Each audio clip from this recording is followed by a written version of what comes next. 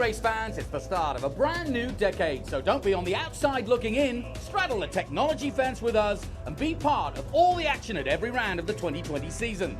With our all-new app, you'll now have live global streaming of all the action from the heart of each and every track. Live scoring, race highlights, replays, results and team and driver news. Everything you could ever want to be informed of the world of Trans Am and SVRA. Download now on Apple and Android, the only place to get your muscle car media.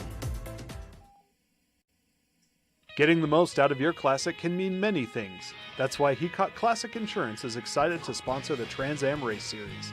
In addition to events, we have proudly provided insurance for race cars, classic cars, and exotic cars since 1989.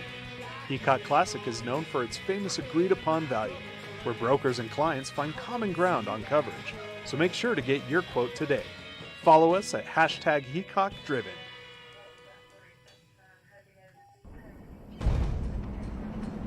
Land Rover has reimagined an icon, and in doing so, has created an SUV for the 21st century. Challenged in the most demanding of terrains, not only did the new Defender survive, it thrived. We knew the only way to honor its heritage was to design a vehicle built for a new breed of explorers as we reinvent the future of adventuring together. This is what makes the new Defender capable of great things. Land Rover, above and beyond. Maui Jim sunglasses were born on the beaches of Hawaii, designed to respond to the bright sun and harsh glare of the islands, all while enhancing the view. After 30 years, we're still independently owned, and the free-thinking Hawaiian spirit that first inspired us is still a part of everything we do. Our Polarized Plus 2 lenses not only protect eyes from harmful rays, they also make colors more vivid and contrast crisper. Try on a pair and see for yourself. The view's better from here. A marathon coach owner is someone who expects exploration and relaxation to blend flawlessly. For the most reliable, luxurious motor coach on the market today, look no further than Marathon Coach. Indulge that wanderlust, leave any cares behind, and lead a life filled with adventure. Join the Marathon family and take your 5-star hotel with you. Yes, ladies and gentlemen, we do drive it.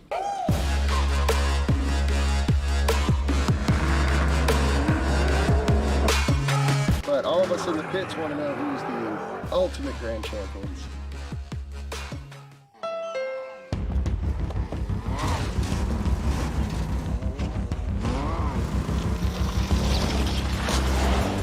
There's a challenging spirit within Honda. It gives us the courage to go faster and the thinking to make it real.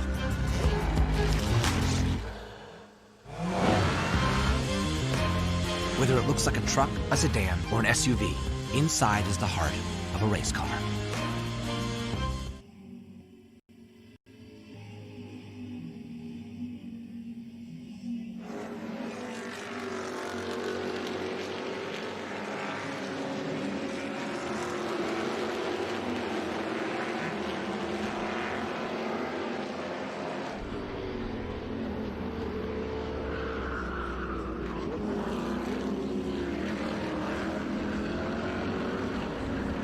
Welcome to the Trans Am Championship Round 2 on the Ohio Sports Car Course. It's been a while. At Sebring at the end of February, beginning of March, and we are back finally.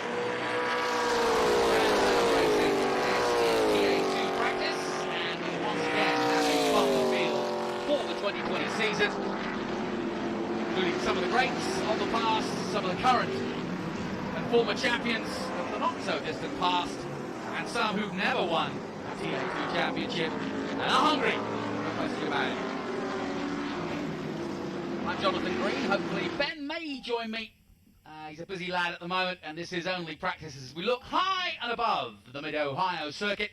It is a beautiful circuit indeed, and I love to get these drone shots because you get a much better perspective of both the corners and of course the distances, and you can see that the yellow three-dimensional car is being pursued quite heavily from the above shots. I think it's Keith Pruchek in the all-white car pursuing the number 2, and it is.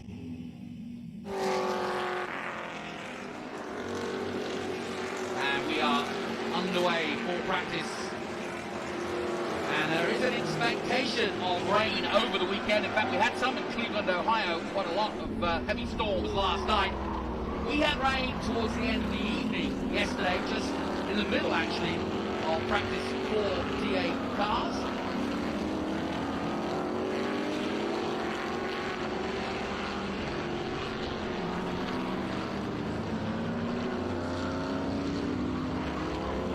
And there's the three-dimensional services car on the number 87. And, of course, Doug Peterson.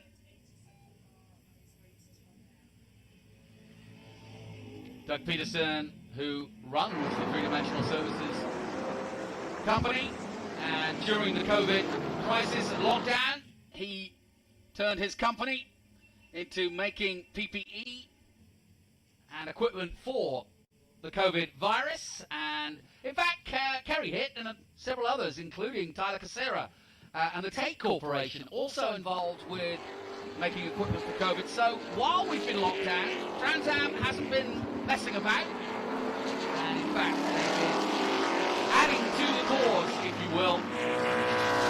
I mentioned Ben Sissel, and he's just arrived, hot-footing from the pits. He is getting his steps in today, folks. Ben, of course, joined me on the Trans Am Championship, which we just finished a week ago. And congratulations to Josh Hurley, who, funny enough, is here looking after Ken Recaro. So, our current Trans Am champion, also probably wandering around the pits, having a quick look at whether he could potentially get a drive. Ben, what's going on over in the pits over there? I'm just wondering. I've still got this chain and the lock on me. I haven't been able to get out of the commentary booth. You, on the other hand, you get out there. What's been going on? Oh man, everybody's so excited to be here. We have 400 cars at Mid-Ohio Sports Car Course in Lexington, Ohio. It's our record. And in all classes, if you like motorsports at all, we definitely have something here for you. Look at this beautiful drone shot of madness. One of my favorite parts. Mid-Ohio is super difficult, especially in a TA2 car. Everybody describes these cars as just glorified go-karts. And when you look at them, they really are. In Mid-Ohio, I don't know if you've covered this, but it is slick. It's more slick than I've ever seen it. It's always known as being a slick track, but it is really slick this weekend, Jonathan. I was talking to Tony Harvey last night, and he said some of the new repatched surfaces here, and you see them from above. He said it's like an ice skating rink. So, yeah, I get it. But you're right. I'm not surprised to see so many people out here. Definitely desperate to go racing. And it's also good to see the crowds here, too, because we weren't 100% sure whether we would have a crowd or not. But our Ohio governor gave the all clear just a couple of days ago, so they haven't had a lot of time to market this event. But great to see the fervent Mid-Ohio fans have come out from Cleveland, Columbus, you name it, Dayton, to come and see some good muscle car racing. Oh yeah, and TA2 is a great class. In Mid-Ohio, always have a good shows. We follow Scott Lagacy down the long back straight into the hard right turn. Scott Lagacy Jr., I think the last I saw was in second place. He's always really good on tracks like this. Anything that's technical, he's a really good technical driver. He's done a lot of dirt racing and ovals, so he's fine with sliding the car around. Then followed by in the Liquid Molly car with Stevens Miller's Mike Scheme, who won at Sebring. He put on a great display, and actually I had the honor of having dinner last night with Thomas Merrill with Mike Cope and Big Deal Racing, and I got to ask Thomas Merrill what happened, because he was leading the whole race, as you remember, at Sebring. Until I think the second to last lap. He spun at turn 3, and Mike Scheme just took over. Mike Scheme was on his rear the whole race, just waiting for something to happen. And even Thomas said he's not quite sure what happened as we watch Lagacy's coming into the pits. I hope that's not a problem.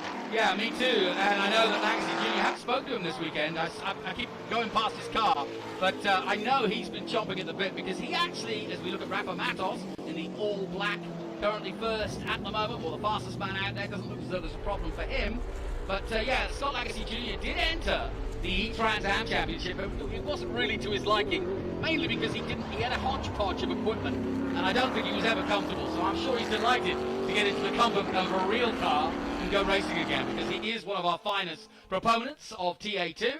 As we look above the famous Mid-Ohio circuit, we're just down in this building to the left and the bottom of your screen here. That's where our commentary position is, right across from the start finish. And as you can see, we've got a bird's eye view here looking down at the track. Jonathan, I have to say, I'm so glad to be in a room with you. I'm so glad that we're back to racing. It was really fun doing the e-racing, but I was in Nashville. You were in Austin. We never got to do it in the same room. So here I am. You're one of my favorite announcers, and we're in the same room watching Trans Am. We're back to racing in 2020. Social distancing, man. Yeah, we are 6 feet apart, but, we should probably just do that, because I'm running around like crazy. You probably won't like sitting next to me after a couple hours. To be honest, anybody who's ever commentated with me has always kind of done social distancing anyway, because they say I'm the lad. That's why I got the Trans Am job. Yeah, you do jump around a lot, too. It's a little physical over there. Oh, yeah. You got to get into it. Mike Skeen crosses the line, and he's currently, he's just gone top with that last lap, a 126.7 this practice for our TA2, and of course we are expecting rain. I don't know, Ben, you've been up in the helicopter doing the weather forecast. What do you got? We're expecting this afternoon yet? Yeah, we are expecting rain. I think it's coming in about an hour. I think Roger's looking at the satellite right now. But we just were showing Thomas Merrill, who's currently in second place. And Thomas Merrill is good on any surface. He had a lot of great insight last night. Mike Skeen, Cameron Lawrence, I've seen him win a couple of races in TA2 in the rain. And Cameron Lawrence always has a good showing here. And then we've got a newcomer, Scott Borchetta, in the Big Machine Vodka. Delighted for him. TA2 car, races in SVRA quite a bit. He's always fast in SVRA. And look for him in the Big Machine Vodka Camaro with a Meissen chassis. And it was really fun. We spent a lot of time with him and his teammate Edward in the e-racing series, and you got to interview him. Yeah, I did. Scott Borchetta, a really interesting guy, known in the music business, of course, as being the man that discovered Taylor Swift, and of course has got a stable of many other great superstars in his music business, which is Big Machine. But I was mentioning COVID, he too has been in the game. He has been making hand sanitizer. Now he makes vodka, Big Machine vodka, but if you don't distill it, boom, you've got your hand sanitizer. He's been marketing it. In fact, I'm using it as we speak. Yeah, he gave hand sanitizer out to all of our racers. We made sure to give PPE to all the racers and spectators as they came in. Every morning when we get here, they're taking our temperature. We're doing everything we can to make sure racing is as safe as possible during this pandemic. I tried it with s'mores juice and ice last night, but no, I definitely stick with the vodka. For sure. So then, we're in the middle of practice here for our TA2. Thomas Merrill goes to the top with a 126.476. Mike Skeen, our championship leader, second at the moment. Former champion Rafa Matos of Brazil is in third position. John Paul Southern, now this is a good story, 18 years of age, he just graduated from high school. In fact, I spoke to him an hour after he graduated, and I've never seen such a sad face, because basically he'd done his last paper, there was no, marching out ceremony, there was no congratulations, well done. It was, well, that's it. I've graduated high school. And I said, well, you're going racing in a couple of weeks. He said, yeah, I've got that to look forward to. Now, having said that, he may be a racing driver, but he's going to be going to Purdue to study mechanical engineering and marketing. That is a smart cookie. Yes, it is. And I spoke to him. He is a really good driver. I was really impressed with him in the E-Series. He joined us with Stevens Miller at Daytona last year, had a great showing. And speaking of the class of 2020, talking to Scott Lagacy Jr., he's waiting on graphics, but he's going to be driving the car around in the race, honoring the class of 2020, because he just feels so sorry for him, and he has a lot of friends in the class of 2020, so he's going to be, his graphics are going to honor the class of 2020 this weekend in Mid-Ohio. So here is JP Sutton talking in 2020. And, yeah, JP's got a great story. I've been following his career. He was a 5-time national kart champion, and I know him from his days in Formula 4 and Formula 3, who are also here this weekend, so he's got a lot of friends watching, I'm sure. But he's taken the jump and come to Trans Am, and I think that's just a really good story that an 18-year-old wants to go Trans Am racing. The price point was right for his career. He's so young. Our current TA champion is only 22. And so while people think of Trans Am perhaps as being you know, a motorsport form for maybe a mid-30s professional stroke 40s. We've got 18-year-olds. And also, if we go to the likes of Mid-Ohio or Road America, we might get the odd Xfinity driver when we pair up with them. I mean, Christopher Bell was just right here just a year ago, and now look at him. He's firing on all cylinders in the Cup Championship. Yeah, and I want to give a congratulations to Justin Haley, longtime TA2 competitor with Mike Cope. I think he raced in the series 3 or 4 years, had a good showing here at Mid-Ohio, and just won the Talladega race. That is really impressive. Yes, you're right. He's raced in Trans Am as well. Quite a few have been here, and I remember last year there were several competitors taking on. They basically use Trans Am as a little extra practice, especially when Xfinity is on the bill. And I want to give a shout out, look, in the TA2 series, I'll explain it a little bit. It's like the good old days of Trans Am. We have some big teams here. They don't have factory support, but I would consider them big teams like Stevens Miller Racing, like Mike Cope Race Cars, like Doug Peterson and Three Dimensional Services with Cameron Lawrence. Each one of those teams is going for a championship. But also we have privateers like Edward Savagian, Kurt Vogt. We've got people, Jet Noland is with Mike Cope Race Cars. He had a really good showing at Sebring. But it's really neat to see how equal all of these cars are. And the top 10 in TA2 is very, very talented. Always a great race. There's always a great race throughout the field. But adding on to that the potential of a slick track and lots of cars, we should have a great TA2 race in Mid-Ohio. Yeah, and don't forget, if you're new to Trans Am, you've got a handful. It's the only way I can describe it. Because these cars, 500 brake horsepower, more car than you need, more muscle than you need to get around this Mid-Ohio circuit. And also none of the gizmos that you can get in a GT3 car. So no power steering, no ABS. It's all pure racing. Standard on your H, wits. it's a standard H 4-speed. It's so much fun to watch their in-car because they are really fighting that shit. Yeah. So we call it pure racing, and I think that's why the likes of Rafa Matos, who, of course, in his day, he was a former Indy Lights rookie, but then chose to come to Trans Am racing. And I think there's quite a few. And also, when you think about someone like Richard Boykenberg, who's also out there, he's been with us for a few years. But, you know, they'll bring driver coaches. Jack Harvey was here last year with Misha Boykenberg. Just he had a weekend off, and Misha said, "Hey, man, come and help me out." So getting a little professional help from an actual IndyCar driver, not a bad thing to do. And I said to Jack, are you gonna throw your leg around one of these and jump in? He said, I'd love to. I had a similar conversation with Connor Daly, who came to our E-Trans Am Championship, and he too said, you know what, if I got a chance, I'd jump in one of these. Yeah, we saw Edward Savagian with Big Machine Vodka coming into the pits. That is a brand new car that he just picked up and was sorting out as they were unloading the truck. The car was still in pieces. So looks like he's having some rough luck with that as we look at Tom Sheehan in that beautiful LTK car. Tom Sheehan, a long-time Trans Am driver, always contributing to the TA2 series. Really fun to watch. Now, has he got a brake disc issue there? I mean, he's got a problem. Oh, no, they're just putting the jack there, but there's something going on. Yeah, it looks like the caliper. Something with the caliper, and looks like he's got his brake bleeder bottle. I hope he's okay. But, you know, you never know what you're going to get. We went from Sebring. Everybody was getting ready for Road Atlanta, and then the country shut down due to COVID. So these cars were probably sat on lifts for months. They come to Mid-Ohio, which is a really tough, difficult course that's hard on cars. You never know what you're going to find. So, with 8 laps in the books, Thomas Merrill still leading the way with a 1:26.476 in the Ford Mustang. Deal Merrill Racing, HBT Tuners, MCR Ford Mustang. Thomas in the 81 as we take a look at the 71.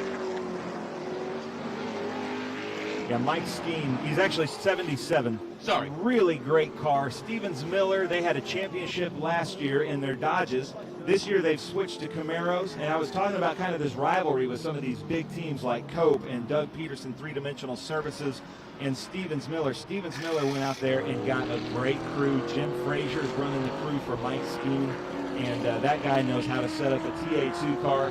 Mike Skeen can drive anything, so look for that liquid Molly to be out front here in Mid-Ohio. But, you know, right there with them is going to be Thomas Merrill and Cameron Lawrence and a field of TA2 cars trying to take it with them. Yeah, this is going to be an interesting weekend. We've got the factor that they just come back and feeling a little rusty. I talked to Tony Alve yesterday about the rustiness, and he said, no, not too much. And I think, like I said, most of them are really just pent up to go racing again. So you've got that factor where they might be a little overzealous at first, but then, you know, the old muscle memory comes back, and then you're straight back into it. And we've got the weather factor too, plus this amazing circuit. So it's going to be an interesting weekend. And hard to predict, but certainly we've got all the angles covered as we live stream. If you haven't downloaded the app yet, do so. We've got the app for both SVRA and Trans Am. Ben Sissel has been working round the clock, creating various different features and interviews. Tony Perella putting some really good VTs together, introducing us to some of the oldies but goodies. I saw one with Al Unser Sr., that you did recently, and of course Little Al is here today. Yeah, Little Al's going to join us in the booth here for any time. Al, if you're out there, you hear us, come on in. We'd love to hear your insight. I know you've won a few races in Mid-Ohio and have lots of time, but they're just showing me the radar, and it looks like the TA2 practice is going to be okay. It's a little bit misty, but this is what I would call Mid-Ohio dry. It always rains here, but during the Trans Am race later this afternoon, I think the XGT GT car, the class, the SGT GT and XGT, may have an advantage on these 850 horsepower TA cars. Easy for you to say. Now, the reason being that they do have the gizmos. Those are basically production cars, which is kind of the heart of Trans Am anyway. That's where it all began, which is modified production cars back in the 70s. That's what you brought to the racetrack, and effectively they were showroom cars that you then modified suspension-wise, took out all the seats and took out all the weight, and that's what you get in XGT. Whereas these are the ones we're looking at now in TA2, a tube frame, and you can see the engines. They are just mighty, absolutely mighty. I'll tell you what, that's the other thing about coming to one of these events. If you come to a Trans Am event, you can get this close to the racing in the pits at least, not perhaps, in the paddock at least, not necessarily in the pits, but we're very inclusive here, and to get a chance to see these muscle cars and how they put them together is really, really impressive. Yeah, you know, the Speed Tour events. Oh, that's Kurt Vogt in the 23 with Cobra Automotive. He's going to need a boat, never mind a vote. Look at that, 23, he's right off in the grass, and it's wet down there. He's got to be careful now. I can't tell if there's a fire, if he just is high-centered, but he's off at Madness there. I actually think that is wet grass. Oh, no, that's in the carousel. Right in front of us. Oh, no, that's on flames! He's fire on in the fire. house! Yeah. And Volt just goes up in flames, and that is very scary. I hope he can get out of there okay and quickly, because he does not want to mess about with that. And right now, he's breathing in big fumes. They're there very quickly. The Mid-Ohio folk are really good. Thankfully, he's out of the cockpit. He can't open the door at the moment, but they've got him to him in literally a matter of seconds. Now they've got the door off, and Kurt Vogt is out, I'm glad to say. I can hear a pat of applause from the crowd there, but as you can see, that was a big, big moment. And he's now got himself untied and out, and he is okay, but that was a scary, scary moment for the 23. Car was still on fire until just now. They're getting it extinguished. Kurt Vogt races with us in SVRA. He's done really well in TA2, always fighting to get into the top 10. He had some bad luck with us at Daytona. He did really well at Sebring with us, and now here he is in a spin in practice at the carousel at Mid-Ohio. Kurt usually has a good showing here at Mid-Ohio. I wonder what that fire was. Well, he was, ironically, 13th at the time, so bad luck for Kurt, and now he's put, there's quite a lot of liquid, I think mainly from the, well, it could be the radiator, I don't know. It could be a little bit of the fire extinguisher as well, but either way, the track has now got some slippery surfaces in the middle of the carousel, the last place you want it, but of course they've got to try and save the best they can, the car and its engine at this point. But obviously Kurt's okay, he's busy helping out, and well, drama indeed, as it looks as though Tom Sheehan's got his car back together and back down on the track. They've had a look at the brakes, maybe bleeded the brakes because there was some sort of problem, but drama indeed in just this practice session here for TA2. I've got some news for you, Jonathan. In the Trans Am race coming up later, the person that just got second in practice is going to come up and commentate with us and give us some insight on Mid-Ohio, which is Thomas Merrill. Oh, awesome. With Mike Cope Racing. He's going to come up here and lend his voice to the commentary, and we can get some insight from him. He's raced many times here at Mid-Ohio, and I'm so glad to see Kurt up and doing well. He's been a longtime friend of mine, There you huge go. contributor. He's actually the president of the Shelby Club of America. Wow. And he's out here racing a Mustang. Yes. Singed his mustache, perhaps, but I think he's okay. He just looks a little... He actually looks more frustrated that the car's in a mess than him. He's a true believer. And like you say, he's been around a while. But not the way he wanted that Mustang to go today. And there you see the debris or the dirt down there. But I tell you what, I've seen this Cobra Automotive team, and Kurt runs the team, and I've seen them change engines in Shelby Mustangs and GT350s. They'll work all night to make sure the car is ready for the track, and this is the boss, so I'm sure everybody is going to be an all hands on deck to get the boss back on track. I don't think this is the end of the weekend for Kurt Vogt. No, and you know what? That's one of I've done a lot of different motorsport, as you know, Ben. And what I love about this championship, particularly Trans Am's TA2 and TA class, is exactly what you just said. Is when one driver has a problem, the others pull round and go, "Hey, man, what do you need?" I saw Ernie Francis Jr., our champion, do it multiple times last year. Hey, buddy, what's gone wrong? I think I might have a part for you. Can I help? Can we, and it goes both ways, and I'd love to see it. Yeah, because Ernie wrecked at Road America a few years ago, and Kerry Hitt said, "Take my B car." That's right. How crazy is that? I know. I remember that day. And he took it, I think, from like 13th on the grid all the way through to a top 3 finish. Yeah, Ernie Francis Jr., like I said in the E-Racing, you never bet against Ernie Francis Jr. He's always impressive. He's starting 5th. I've never seen him more upset after a qualifying than yesterday. He had some trouble putting his rain tires on. He said they put the wrong spacers on, took it off the jack, and he couldn't move. And he only got one lap in what I would consider extremely wet conditions, and it's qualifying 5th. So he's undefeated here at Mid-Ohio, so it's going to be neat to see. But I want to point out that we are showing the practices in Trans Am. We aired the Sebring races, and we heard through our Facebook and social media, we had a lot of people, hey, we want to see some of the qualifiers, some of the practices. Yeah. And here we are now broadcasting Saturday and Sunday with Trans Am. Yeah, it's great, and we'll hopefully have some onboards later in the weekend to get on board with these guys. I've been watching them set it all up yesterday, and it's quite a trick setup to try to get these onboards on the streaming. This is real state-of-the-art stuff as well, and it's delightful. So, as we see, it looks as though practice has pretty much come to a conclusion, and sadly, Kurt Voigt's car has got some work to do, but he'll be back, as Ben Sissel says. My thanks to Ben. We'll be back with more action later. I'm Jonathan Green. Stay with us here on our live stream, and if you haven't already, download the app.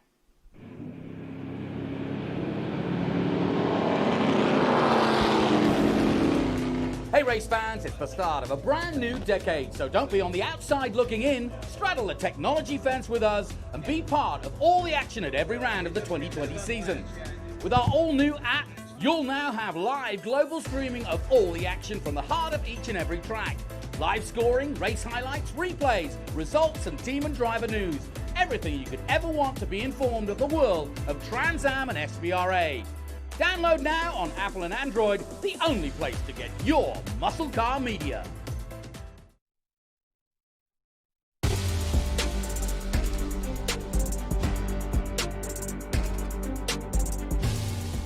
On behalf of SVRA, we'd like to congratulate Range Rover on its 50th anniversary, and we thank Jaguar Land Rover for their continued support over the years.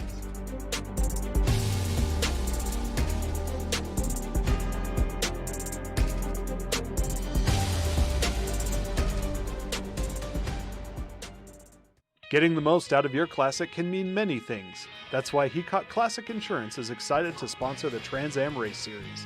In addition to events, we have proudly provided insurance for race cars, classic cars, and exotic cars since 1989.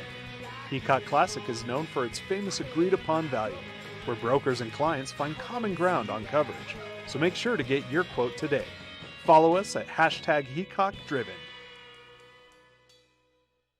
One of the main reasons for poor vehicle performance is a dirty fuel system. It can cause decreased fuel economy and actually do harm to your engine over time. By adding Lucas fuel treatment to your vehicle, it cleans and lubricates the entire fuel system, pump, carburetors, fuel injectors, and valves as you drive. It also improves your vehicle's performance. It's a non-solvent product designed to protect both gasoline and diesel engines. Lucas Fuel Treatment. It works.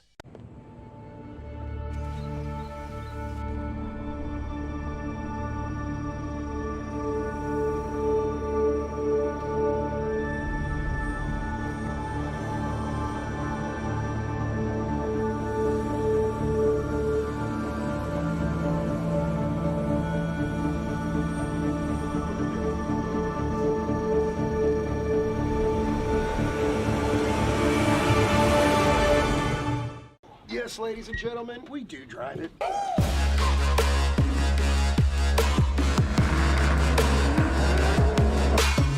But all of us in the pits want to know who's the ultimate grand champions.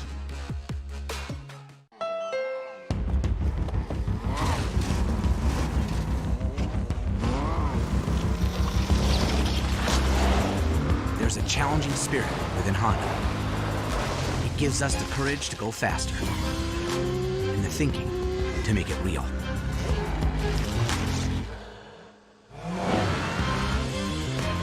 Whether it looks like a truck, a sedan, or an SUV, inside is the heart of a race car.